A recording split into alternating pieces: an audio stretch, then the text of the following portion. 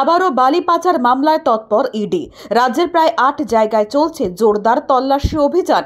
ঝাড়গ্রাম আসানসোলে হানা দিয়েছে কেন্দ্রীয় এজেন্সি। জানা যাচ্ছে লালগড় আর গোপীবল্লভপুরে অভিযান চালিয়েছে ইডি। যেই সময় ইডি আধিকারিকরা পৌঁছন সেই সময় বালি তোলা হচ্ছিল বলে খবর। বস্তুত এর আগেও বালি পাচার মামলায় তল্লাশিতে নামে ইডি। কয়েকদিন আগেই ঝাড়গ্রামে যান কেন্দ্রীয় এজেন্সির আধিকারিকরা। এখানে রয়েছে ব্যবসায়ী সৌরভ রায়ের বাড়ি। জানা যাচ্ছে সৌরভের এই লালগড়ের সেজুয়ার খাদানে লাগাতার বালি তোলা হচ্ছিল। সারি সারি লরি দাঁড়িয়েছিল সেখানে, তবে কোনো মালিককে দেখা যায়নি। শেষ পাওয়া খবর থেকে জানা যাচ্ছে গোপাল নামে এক ব্যক্তিকে ইডি জিজ্ঞাসাবাদ শুরু করেছে। তবে কে এই গোপাল তার পরিচয় এখনো জানতে পারা যায়নি। অপরদিকে আসানসোলের মুরগাসলে বালি ব্যবসায়ী মনীষ বাগারিয়ার বাড়িতেও হানা দিয়েছে কেন্দ্রীয় এজেন্সির অপর একটি দল। একই সঙ্গে কলকাতারও একটি অফিসের সন্ধান করছে ইডি। মধ্য কলকাতার পোদ্দার কোট এলাকায় একটি অফিসের সন্ধান করছে তারা।